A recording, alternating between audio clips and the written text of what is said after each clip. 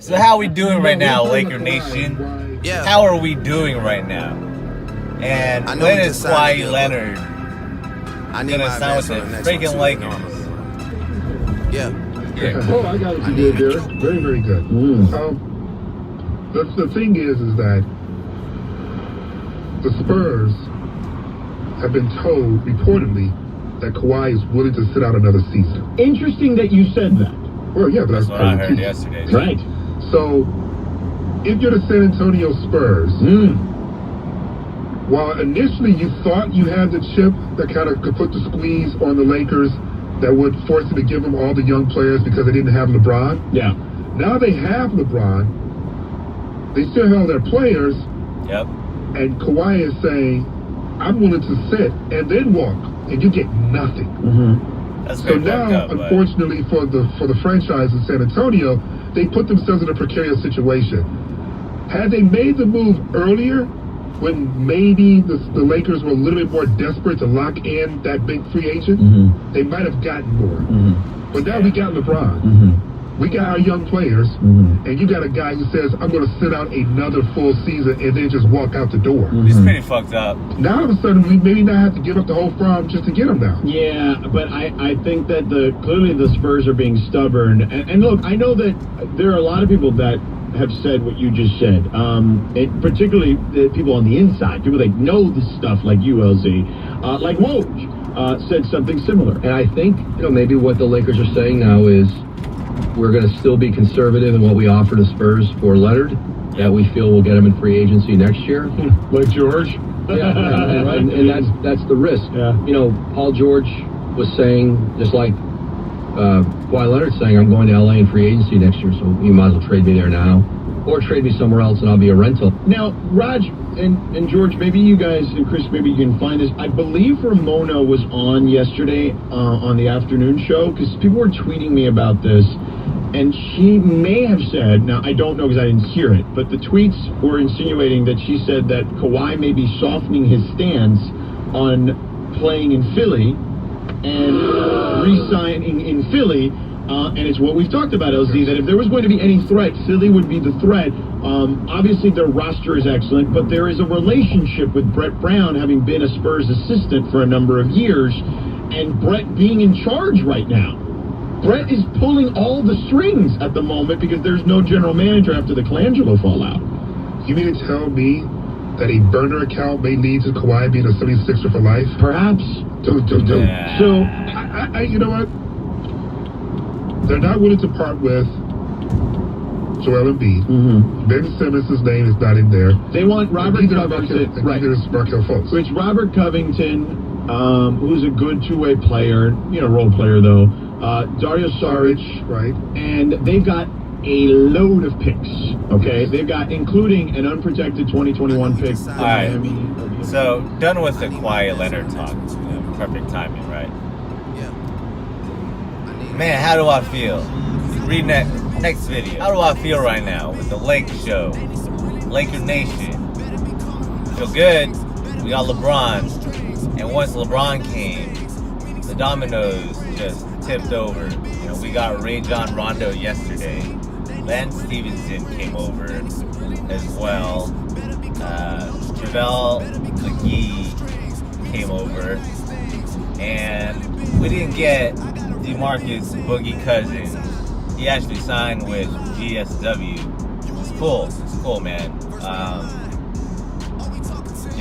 GSW lost McGee, but they gained somebody much better. Basketball IQ-wise, at least, in Cousins. And, I probably would have liked DeMarcus Cousins over McGee on the Lakers, but that didn't happen. It's all good. So now we're waiting for Kahwi Leonard to come through. He's saying that he might, tell the Spurs yo, trade me, or I might just sit out next season. Pretty bold, and kind of fucked up. But it is what it is, right? They really lost Kawhi's trust. And this is kind of odd, you know.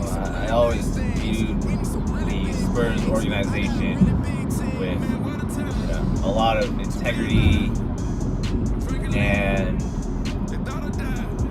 they really lost Kahwi Leonard's trust. It doesn't look like it's in Kawhi's personality to just be fucking people over. You know what I mean? So, I understand that he was like, yo, I'm injured, I'm not playing. The team doctors sometimes tell you you're okay when you're not, because they're just looking at that season. Jobs are at stake. You know what I mean? So, because of that, Kahwi must have really felt like he was lied to, and the pressure that he felt from the other players like Tony Parker, and, you know, Pop, how he answered the media and everything. Kahwi was super unhappy. Obviously, still is. That relationship is done with, and nothing was the same. Now, you know, he wants to be a Laker, and according to ESPN, he's also considering 76ers. And, you know, I'm sure you'd rather be a Laker for life than a 76er for life. Kahwi Leonard, come through. Always been a big fan of yours. Would be really, really happy to have you. Also, with these signings of Rondo, Lance Stephenson, Lakers, we need shooters.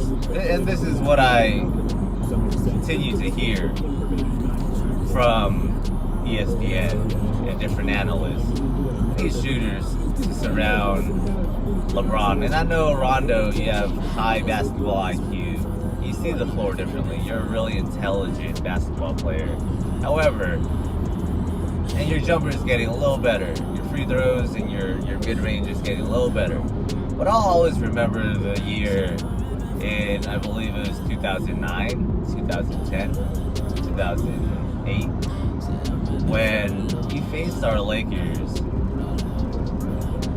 2 years in a row, and, you know, Kobe left you open to shoot the jumper, and for Kobe to be a sticky defender, you know, sticking on you like white on rice,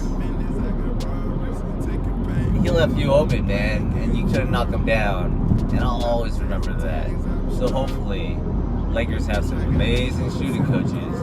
And during this offseason, you're putting in that time to, you know, master the mid-range, because you got handles. You can take it to the rack, but your pull-up game's a little weak. And it'd be great to see you extend your range to the three-point line. And Lance Stephenson, I believe, is a 29% three-point shooter, and I believe it was last season and the season before that when you were on the Pacers.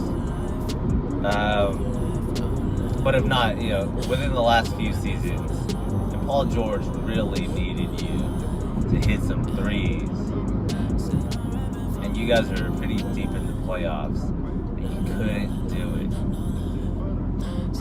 You couldn't do it. And that worries me, man. We need to surround LeBron with three-point shooters. Think about Mike Miller, Ray Allen. You know, look at how successful that was. Because you can't let LeBron drive to the rack. You know, we're going to have to help side over. Going to dish it out. And then you have an open three. Some knockdown three-point shooters. You know, Kuzma, you have a solid three, bro. You know, you're gonna be needed on the wing, so don't get traded. And anyone and everyone else that can knock down the three, you know, get ready. Lakers are looking for you. Caldwell-Pope. I don't know you too well, bro. Haven't really followed your career, but pretty solid, man. Lakers offered you a lot of money. All I wanna do is forget about my past and smoke a little weed, really nothing too drastic. Anytime you see me in a picture and I'm smiling, probably cause I'm faded or I'm chilling.